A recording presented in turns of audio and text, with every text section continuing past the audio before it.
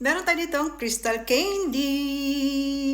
Ayan, mga bilog-bilog to. Ang flavor niya ay orange. Huwag niyo lang tanong sa akin kung saan ko to nabili. Ginawa ko lang to.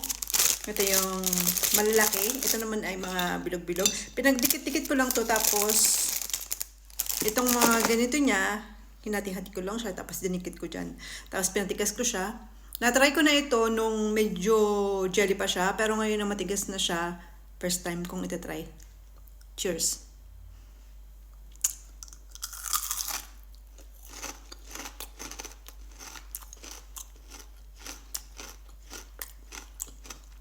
Crunchy, oh.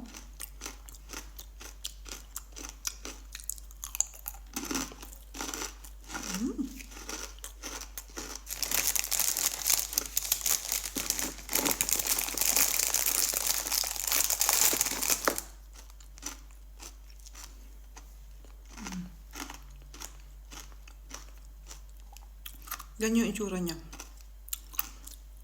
Ang lasa niya yung matamis, syempre, kasi may asukal.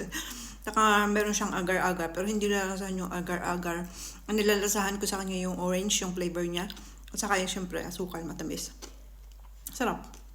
Parang lasang candy talaga siya na sobrang crunchy. Ito pa.